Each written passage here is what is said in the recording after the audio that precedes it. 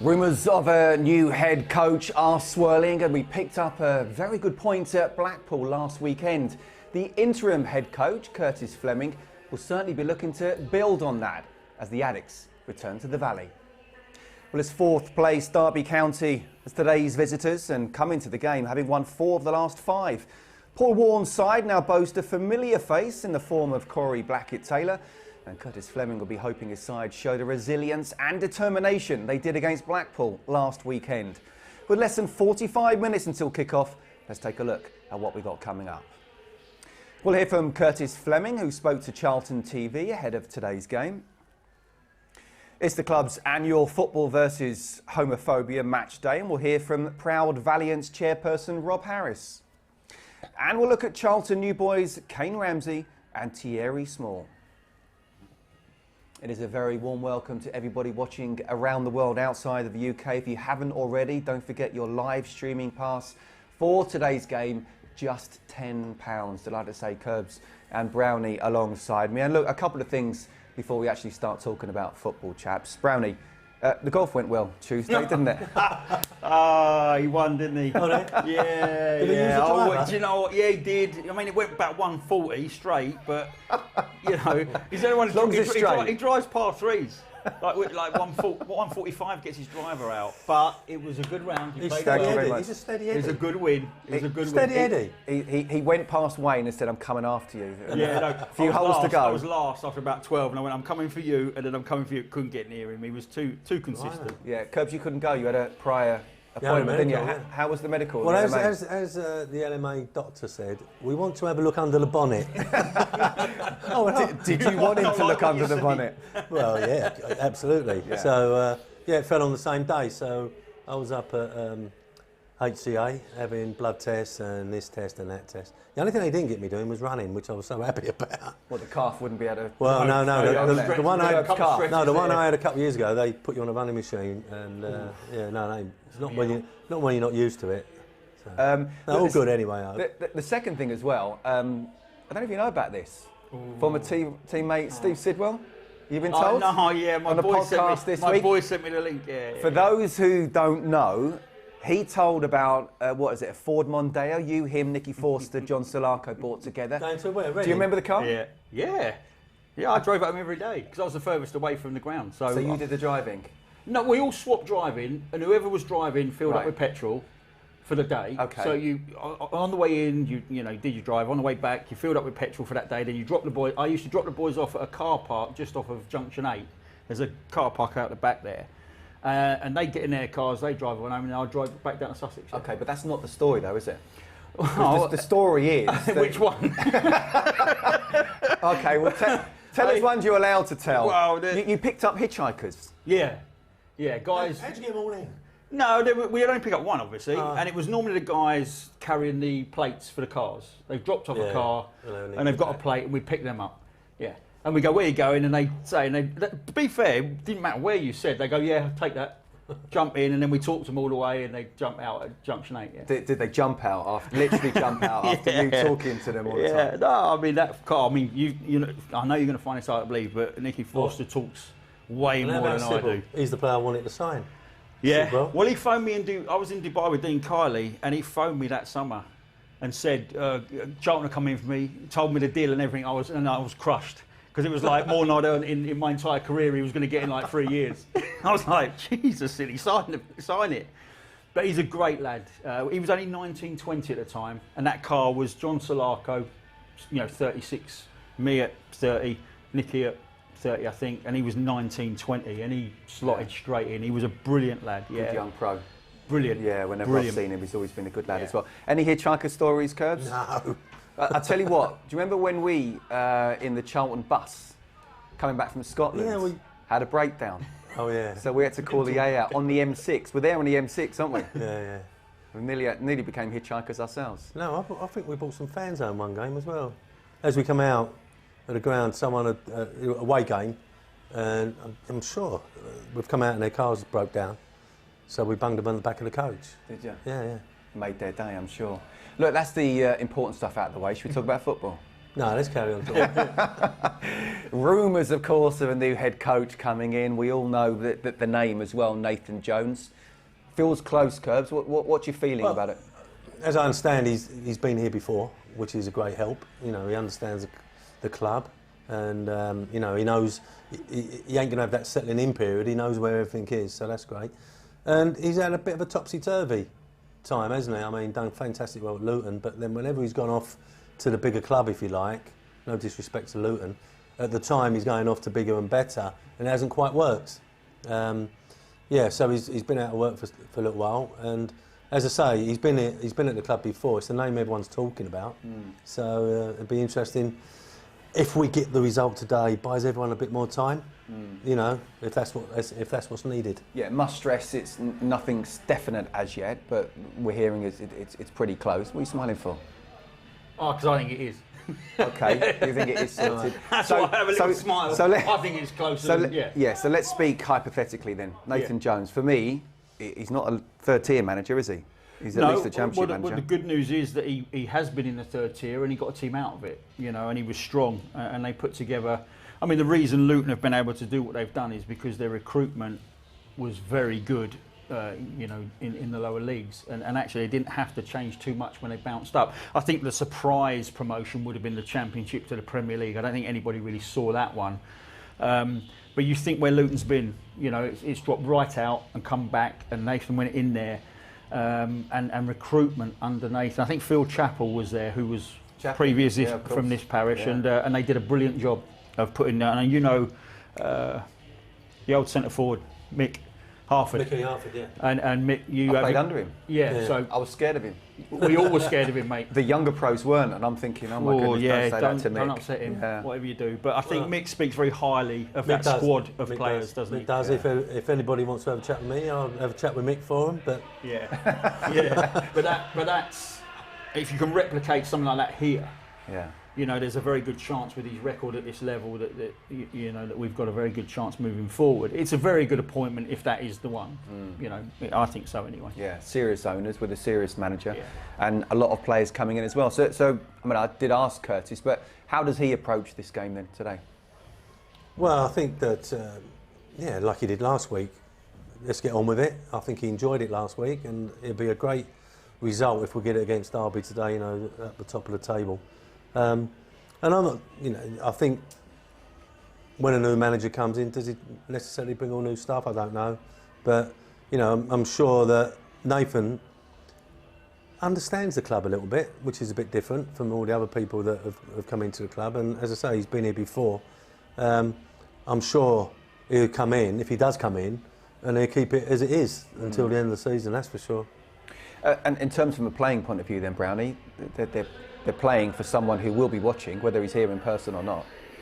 Yeah, I think in terms of if you're a player and you've had all week on the training pitch with PSC and Curtis, you know that's your focus is a result today, and your focus is pulling out what's been done and what's on the training ground against Derby, knowing that there is a high percentage chance you're going to be with a different guy next week, but they've got to focus on today first. We've got a huge game coming up against Reading, the one after that, which we'll probably have a new manager in place for. In terms of Curtis's position, just got to do the best he possibly can today. I think he's been well received. I think he speaks really well. He's obviously been out of work, come here, and it's been a bit of a whirlwind. I guess part of negotiating with any new manager is, what do you want to bring in? We really like Curtis, so could we keep him? You bring in someone with... I do as well. I've really liked, you know, what he said. He's been calm. I think he brings an old head, you know, he's been around the block. I have to say, in the short time he's been his main impression. So maybe that's part of the negotiating is what Nathan's allowed to bring in. We would like you to keep him, and then it's down to the manager coming in to say, actually, I've got someone I trust and respect. We don't know what's going on in that respect, but we'll see. But I think Curtis has probably done enough for me to warrant being part of that setup. But bringing it back round today then, Curbs, we're up against a side that are fighting for automatic promotion. What thing you already say, there should be a good atmosphere. They'll bring a lot of people down. Just looking at the away end, it's filling up nicely. And I think a few of the people that have not been to the games lately might come to today's game. It's not as cold as it has been, so hopefully we have a decent atmosphere and the players respond. I'll be interested to see, would you say Derby top 3? I'll be interested to see how good they are. They're 4th at the moment. Fourth, yeah, sorry. Yeah. So I'll be interested to see how good they are, because that's where we've got to aim for next season. Absolutely. OK, lots to talk about from here and in before kick-off, but let's hear from Curtis, who I spoke to a little bit earlier. Curtis, good to see you. Fair to say a busy week of speculation. How have you approached today's match day? Have you alluded to the fact at all of a new man coming in, or has it all been about just do what I say, this is the training session and the game's coming up? I think it's probably been 90% in preparation. I think you have to talk about it because something's going to happen. It's on everybody. Everyone's got the phones. Everybody's hearing things, and they're all going to be getting calls, aren't they, from their uncle or their aunt going, what's happening, what's happening? So I said, you know, there will be a new head coach coming in, we think. So, you know, but at the end of the day, we've got no decision on that. That will be made between the new coach and the board. I said, what we can do, we can affect Saturday at 3 o'clock. So I said, that's our biggest driver at the moment. And then we get the result. I said, if you play well on Saturday at 3 o'clock and the new manager's in the stand, it can't do you any harm. I said, and it's very, very important to get the fans on side. With the lads, get behind them and work the socks off. And then at 10 to 5 or 5 o'clock as it goes now, we'll know a little bit more. Getting to be 5:30 now, isn't it, nowadays? Look, I mean, it was a very good point last week at Blackpool, but we could have been 2 or 3 down before we got the equaliser. And you alluded to in your presser that you looked at what the mistakes they made, but also you try and concentrate on the positives. How difficult is that as a manager to get that balance, correct the mistakes, but keep confidence high? It's quite tough. It's part of your job, but I think you have to have a relationship with players. I think it's a little bit different than years ago. I think it's changed how things are how you work and what you do. And I said to the guys, everything we talk about, none of it will ever be criticism. It'll only just be trying to correct mistakes that we've made, or thinking having a chat with them about the decisions that they've made. Nobody wakes up in the morning to make a mistake. We know that. And Joan, Lloyd, he made a mistake last week and he was absolutely bereft. And I said to him, that happens, and as part of football, you need to stand up again and go. And he had 7 headers after that, but he didn't remember that. So we've shown the lads different things. We've said why, and sometimes it's not just that one thing that happens. It's 4 or 5 things that happen before it arrives there. And you're thinking, can we not play forward? Why are we playing back? And we don't cause ourselves problems. But it's one of those things that I think we should enjoy. It's part of the job and it's what you have to do. So, sometimes lads will take a little bit. But again, as I said, it's never criticism. But we have to be honest. You have to be honest. And we have to work on getting results because that's what we're paid for.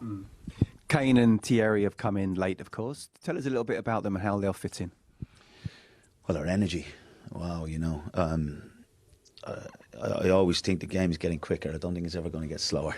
And people say, we played before, and you say, what would you be like? I said, I don't know. I probably need a motorbike or something. But some of them are that quick. But the 2 hungry guys, very, very hungry. Kane coming from Harrogate, he's absolutely buzzing with the facilities, the club, the name of the club. Looking for the opportunity to get into the team. Thierry's been out on loan at St Mirren. He was at Southampton, so he's a little bit trying to find somewhere. So he's hungry. So they've come into the building hungry. They're not doing us a favour. They're in to get into the team, and again, it gives real good competition to our wing backs that we have. So how are we lining up today? We're lining up today. We'll have 10 right wing back. Tail will come back in after his suspension. We go back 3 of Macker on the left, Terrell and Nessie will play, and then we've got Connor and Reg in Connor Coventry will come in midfield with Reg, and then we've got the front 2 of Fred and Alf, and we've got Tariq in behind, and Alfie will be the captain today, which he's absolutely buzzing about. So we got nominated for an award last week. He had the baby and captain, so he's absolutely buzzing, and hopefully that spurs him on to get a hat-trick today.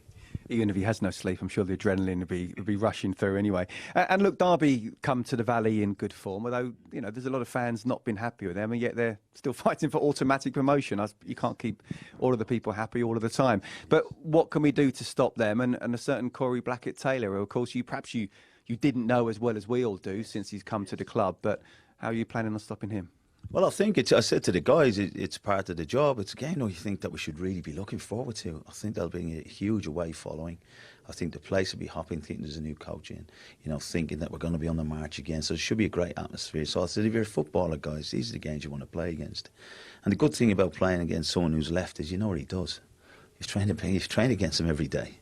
You know strengths and you know weaknesses. For all these strengths, there could be a few weaknesses.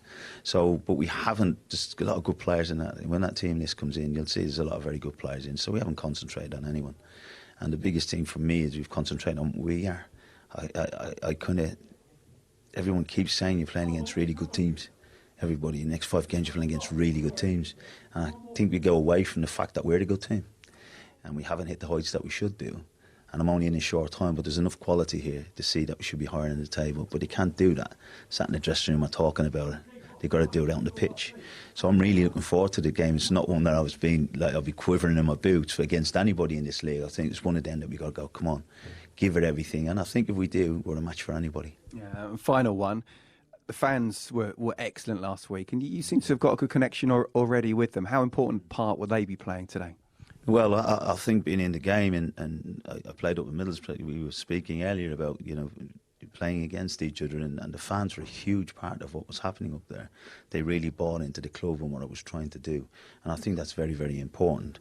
I think in the last, I showed a clip the other day with 4 blocks, right down in front of the fans, and they were probably celebrating them as much as Alfie's goal, because they just showed that willingness and that kind of determination.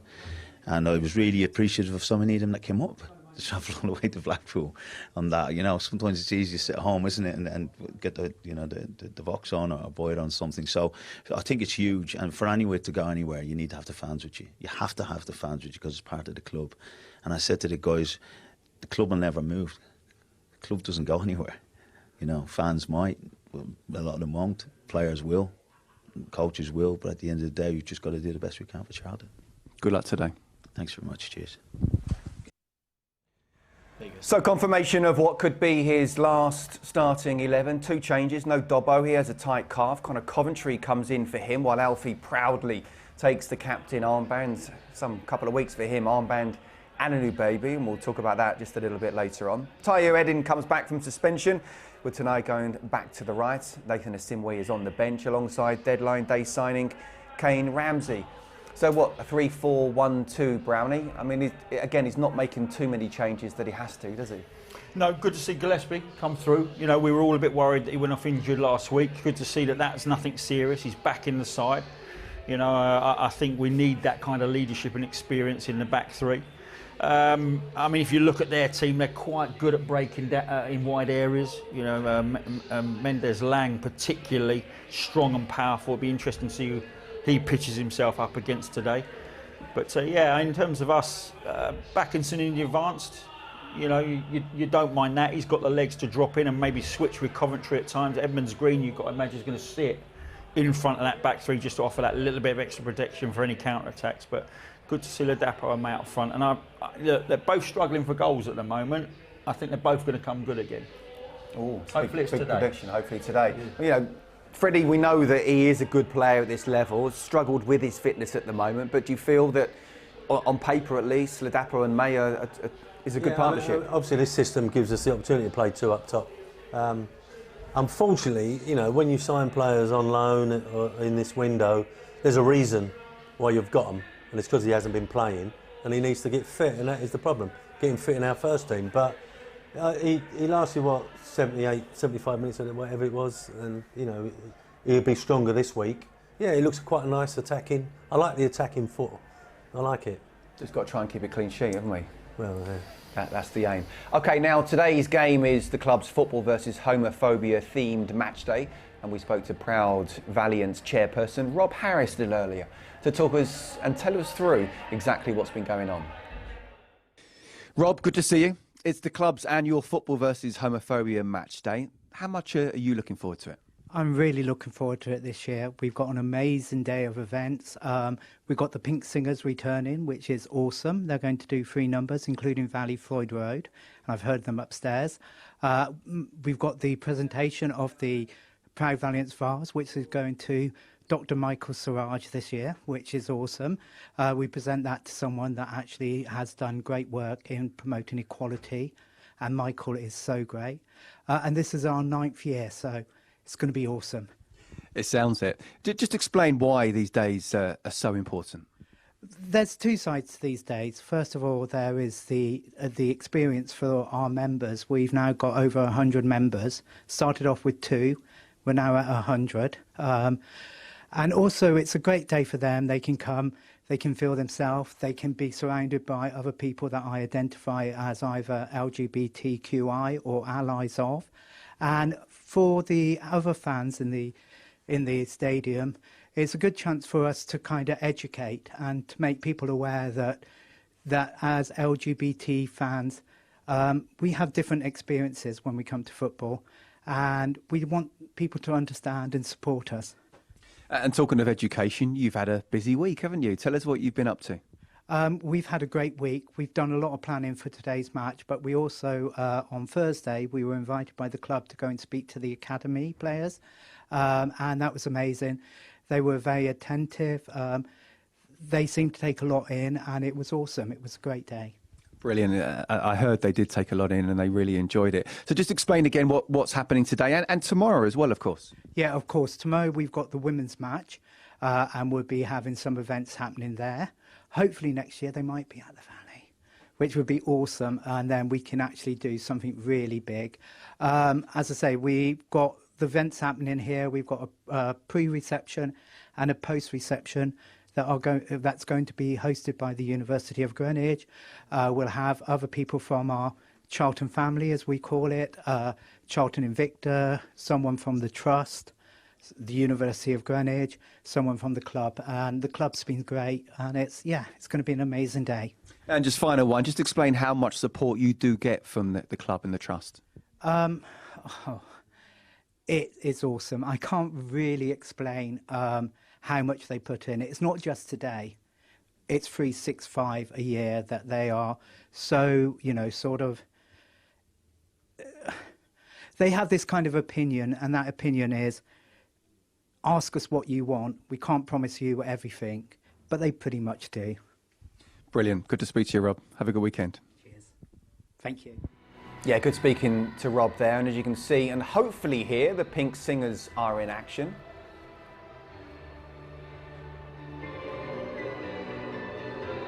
I have to say they do sound great, and I heard them in rehearsal as well. Brownie, it goes to show again just how inclusive this club is, isn't it? Yeah, absolutely. I mean, we do put a piece out almost every week, and every week we do say, and it's not just because we have to. We genuinely believe that Jason and all the work in the community and beyond that, this club goes extra and beyond most other clubs. I think their clubs are catching up fast. I think they've recognised how important it is and how much recognition Charlton get, and they are catching up fast. But Jason continues to do an incredible job with CACT behind the scenes. It's, I saw him today. He's obviously, someone's thrown his clothes out because I don't know who's dressed him. Bless his heart. It's awful. It's awful. But nevertheless, he does a cracking job. Not Lara today, no. No, she must be away. She must be away, Lara, because he had to dress himself clearly. But, Curbs, Charlton led on fighting racism in football, and it's important that they are leading the way in fighting homophobia as well, isn't it? And I think that lots of clubs take note of what we do, and over the years, there's been obviously stories of clubs coming here just to see how we work and what we do. And I think where we're going, inclusivity is got to be the way, isn't it? It's got to be the way forward, and it's still not happening on all fronts. But by things like this and showcasing it, it's obviously going to help the cause. Yeah, I've said before, I think several times on Charlton TV, that when I was part of the kind of EFL and the judging panels of not just on the field but off it, we talked about the community club. They didn't say don't vote for Charlton, but they did say Charlton are the best by far, winning everything, and it'd be nice for other clubs, as you say, are catching up. So again, well done to Jason Morgan, everybody connected with the Trust and the club as well, we have to say. Okay, Rob mentioned about meeting the under-18s. Let's see how that went. We've been invited along today by the club to speak to the academy players, the under-18. They were really engaged and gave us such a great time here, and it's been really, really great. These are kids are the future of the club, the future of football. Every year it's getting better, and it starts with them being engaged and them saying when they hear something, and them knowing that if for whatever reason they feel like they don't quite fit in, that they can still play football and carry on to their highest professional level. Sam and Robin from the LGBTQ+ Proud Valiants did a talk today just around some of their lived experiences around homophobia, which I think for our boys to sit down and listen to two people who have gone through a really, really difficult experience. I think it's just quite impactful just to learn kind of the detriment that's had on them around their kind of, I guess, around their identity, but also around their mental health as well. This is the 7th year we'll be having football versus homophobia at the Valley. It's really important to keep a very high profile about issues around homophobia in the sport and in general, basically. And you know, we're really happy that we have such a big focus at the Valley. The fans support us. Our members have an amazing day out. We have over 100 members now, and yeah, it's just an amazing day. And we have to, you know, thank the club for being, you know, such great hosts. Yeah, I don't know if you can hear the Pink Singers absolutely belting it out right now, haven't they? They haven't they? Yeah. We're waiting for you to go up a level as well. No, I can do the low bit. I just mean in punditry, not in singing. Yeah, well, you'll be waiting a while. But on a serious note, though, I think that was really important for the under-18s to listen in there. You know, the sort of next generation. Yeah, and that's, yeah. So when you're putting in, when you're educating, it has to be the era below us. I mean, my kids are very good, if I'm honest. And the earlier you get in the education, the better it is for everybody. And it has to be impactful. It's no good sitting there. You've got to engage with them, and you've got to get them, you know, looking you in the eye and actually listening and make that education worthwhile when you've got that period of time with the younger people. And that's how you're going to move it forward. It's, you know, in terms of getting your message across, the earlier you can get into people, I think the more it will stick. Absolutely. Okay, as well as the Proud Valiants, it's also been a busy few days for Community Trust affiliated Charlton Invicta. Let's take a look at that. Our aim is to provide that safe and welcoming space for LGBTQ+ people to come along and be their authentic self at all times. It's a game that everybody loves and loves playing, but ultimately being yourself on a football pitch can be quite daunting. So we provide that space. You know, we train and play home games at the Charlton training ground. So we've got a nice secure venue where people can just turn up and be themselves at all time and just be accepted. I transitioned 5 years ago. I lost all my, I suffered with some confidence loss, and I really needed to meet people, get out, and a way for me to do that was I kind of went back to what do I love, and football was something I loved when I was young, and I hadn't played football for probably 15 years, and it was a case of, okay, let's try it and find it, and so basically I found them on Meetup, went on Instagram and contacted the club and just said, gave them my story, a little bit of my background, and they said, yeah, come down to the training. And so I came down the first weekend. They came back from the summer break, and I just signed on from there. And it's been the best thing I could do. The club is wonderfully open and inviting. We've had a couple of incidents. They've been few and far between, but we had one last year, and we were winning the game. We hadn't won a game for 6 months, and we were winning the game 2-0. I think we kind of wound up the opposition a little bit because we were winning. And something was said, we did report it to the referee, and ultimately we finished the game, we won the game, but we had to make a point that if it continued, we would quite happily walk off that pitch, even though we were 2-0 up. So you do hear things, and I think most of the time, I sort of touched on it, people are saying things without really understanding what they're saying. And so we're always happy to use the club as an educational tool. Last season we are playing in a mainstream league, and one of the boys got tackled and he was down on the floor holding his ankle, and one of the guys walked up to him and went, "Get up, you fairy." So we took that to quite a main offence. We were on the other end of some homophobic language, and it kind of shocked me because I genuinely didn't think it was as big of an issue as it clearly is. So there's definitely more that can be done.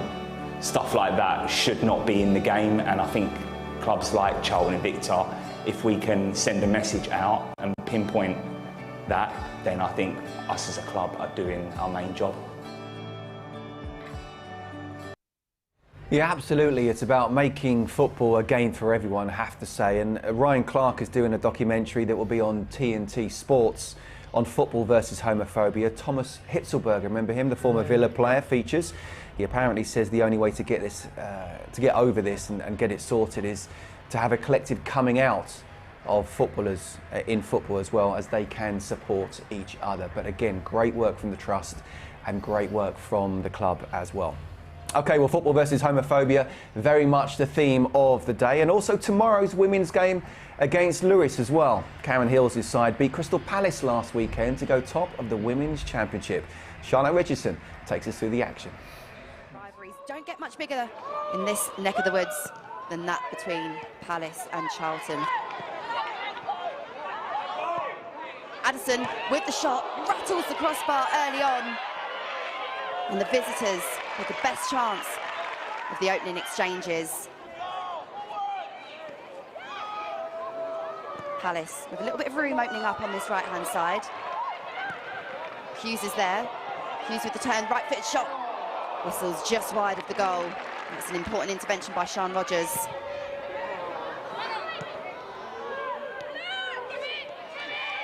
Hopcroft loops it in.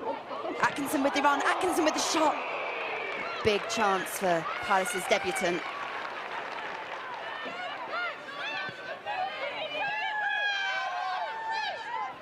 Hughes out on the right-hand side, whips the ball in, headed away.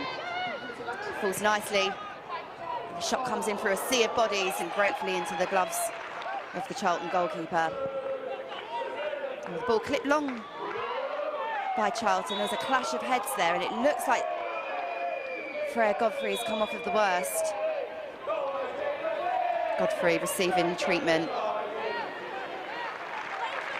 on loan from Arsenal, and we wish her the speediest of recoveries as she's stretchered off.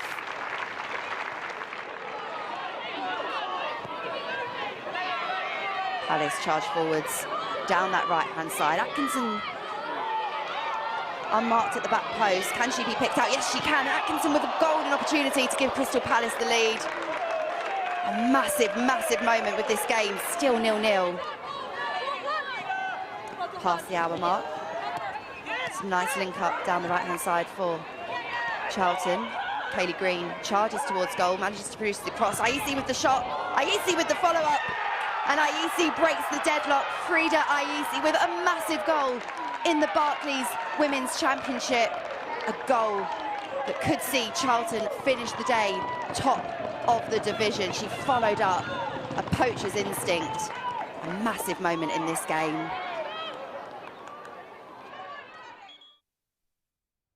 Well done, Frida. Well done, Karen. Well done, everybody involved in that. It's not always nice to beat Crystal Palace, but that's some result, that, isn't it? It's a great result, because they, I think, are top scorers in the league. And they've had a shutout, and it was a lovely move, actually, for that goal. Lovely giving goal on the right-hand side, and a couple of stabs to put it in the back of the net. But I think Freya, who got injured there, was okay. I think that's important to say that, because that was quite a nasty injury. Karen's in the frame again. Well, absolutely.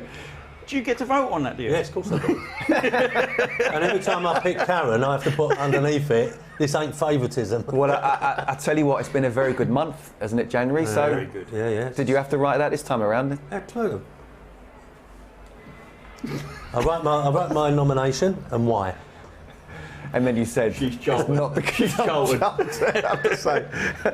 the Addicts are back in action at the Oakwood in Crayford tomorrow against Lewis. Make sure you get to the game to support the team. Tickets available now from the club's website or on the gate tomorrow. And I mean, look, it seems crazy, guys, isn't it? But Karen has been in charge just since before the appointment of Nigel Atkins. I mean, how many managers has she seen off now? But on a serious note, it just goes to show what stability can do, isn't it? If you find the right person. Yeah, and I think Thomas Sandgaard's got to take a lot of credit, because he did start funding the women's team, and Karen Hills was one of the first things that he done, bringing her in. He also started CharltonTV, so we should be thanking him for that as well. Well, used to should be. Yeah. I have no idea what does that mean. I'll tell you later. Okay, changing the subject completely. The May family welcomed their third child to the world last month, and this week Alfie's teammates and interim head coach made a presentation to him at the training grounds. Boys, just some flowers here for Alf. Yeah, and the card, okay. Congratulations.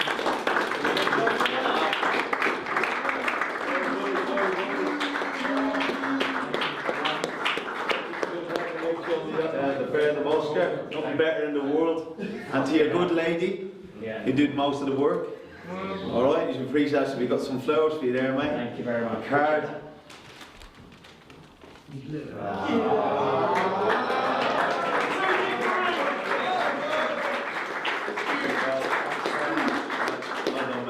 You want to say anything? Anything will do. Is it from these as well? Sorry? Yes. Everybody here at the club. Yeah. Thank you very much. Cheers.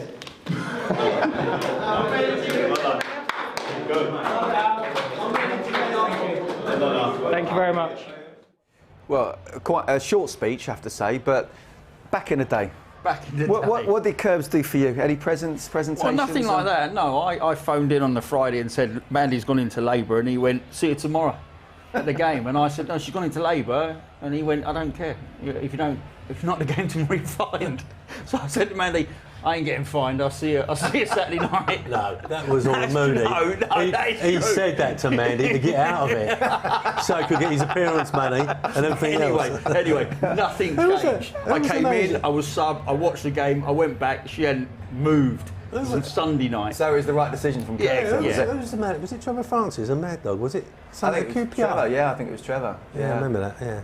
Yeah, Brownlee. He's told Mandy it's all down to me, but he really wanted to come here and get the money, get the bonus. You get the blame for a lot, I've got to tell you. He gets the blame for the golf. He gets the blame for every golf day. Man, these Curbs, what can I do? It's hassling me again. Yeah, congratulations anyway to Alfie, and of course the person who did do all the hard work, Mrs May as well, so congratulations there. Look, let's talk about the transfer window, shall we? Because I have to say, after we weren't sure what was going to happen, it was a very busy deadline day in the end. A few goodbyes. Scott Fraser off to Hearts on loan. Brownie wasn't getting much playing time, so I think best for all parties there, wasn't it? Absolutely. Yeah, it's congested, isn't it, in there, in terms of bodies that we can pick from. Wasn't playing. Probably the kind of guy that wants to be playing regularly as well. You get that feeling. So best for all parties, yeah. Conor McGrandles, Curbs, on his way on loan to Lincoln. Yeah, it's been tough for him as well, hasn't it? He's never really settled, has he? Got the injury firstly as soon as he came here, and the concussion, etc. And consecutive managers seem to be bringing midfield players in. Like midfield players are coming in, and it's making it more and more difficult for players to get in the side and even get on the bench. Yeah. Brownie, Deji, Delaware to Bromley on a permanent deal for a fee, but the club have a sell-on and first refusal to bring him back. So a deal that makes sense for all?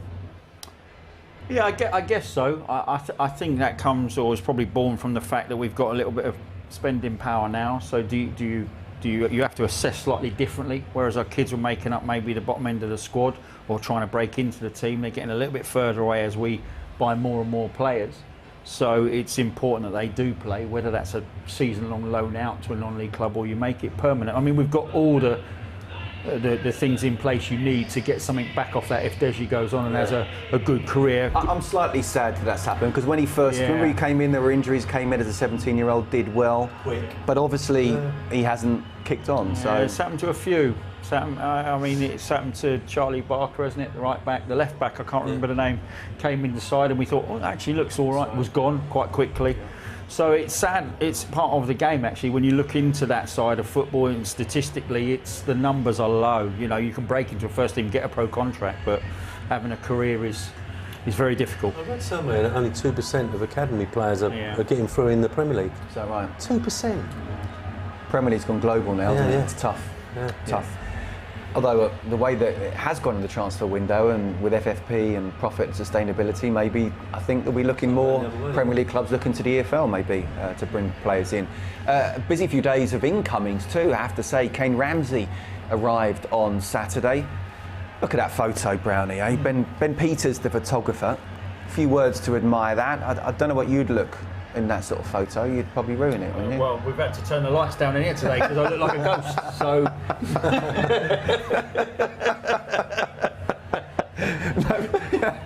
I've got a true story in my head. I was delighted because it suddenly looked like I had a tan. Yeah, brilliant. But Curbs, I have to say, a right-sided defender, that's something we feel we needed? Yeah, right back, a bit versatile. You know, where else can we go now? I think we've probably bought as many players in as we can. You know, like every position seems to be covered now. Yeah. You know, right back, left, people can play left back, centre halves coming out of our ears. You know, we've got people like Hector, who's not involved today. Yeah. You know, and we've still got centre halves on the bench. So, you know, it's midfield players galore. If we get the two centre forwards back at some stage, Miles and Chucks, who's on his then way. if it is Nathan, he'll have a lot of thinking to do. Yeah, absolutely. Reports are, Brownie, that Kane is very quick and athletic, and a 3.5-year contract and a transfer fee paid. So, you know, the owners are investing in this club and in players. Yeah, and it's not from just one pool, is it? We're not just looking at the Championship and dragging down, thinking that we're buying a more experienced, better player. We're actually looking into League Two and taking the best that they have to offer. He comes, you know, with good pedigree. You know, people speak well of him. So the interesting thing is they're bringing players in without a manager involved. Yeah. You know, because Michael was on the edge. You know, if we're saying that was a premeditated move, if we got beat and whatever, he was out. So players were coming in and they was knowing that. Yeah. So are we in a situation a bit like the Premier League where the manager manages and the people above are bringing the players in? Well, we'll touch on that. Just we've got to mention it was after the deadline as well. Thierry Small, who came in again, like on the right, and as Curbs just said, it's good to have competition on the left as well, isn't it? yeah, and that one's a little bit more interesting, isn't it? You know, because that is a Southampton-based signing, and it raises a few eyebrows. I know people in the fan base have put 2 and 2 together and come up with 4 this time, which is a novelty. It's good maths, that, Brad. Well Brilliant, done. yeah, super. But I mean, obviously, you're going to get that link, aren't you? You know, Nathan's the favourite, and it's a former player that he's worked with. So we brought him in. I mean, again, that was another prospect. You know, I think it was bought from Everton. Yeah. Is that correct? Big money as well. I think. Yeah, and there was a lot, you know, riding on his move down there. I think people thought he was going to be, you know, an outstanding prospect. So he's got something to prove, which is absolutely, he's got something to prove. Yeah. Oh, it's nice when you've got angry and hungry players, which is what I used to like. Yeah. You know, they want to prove people wrong, and you know, because they're a bit angry about what's happened to them, and are hungry to get in the side. So it's nice. There's nothing like being hangry, is there? No. So my hunger was not to play; it was just food. Just a reminder for those at home watching on YouTube and Twitter to get your live streaming pass for today's match. Just £10 to be able to watch Charlton TV's multi-camera production of today's game. As the players do come out, they've got a point to prove, all of them, haven't they? Clean slate and all that, Curbs? Yeah, and if the new manager, I'm sure, is watching, so they've got to prove to him that next week they're going to be in the side. Rumours are he is at the Valley.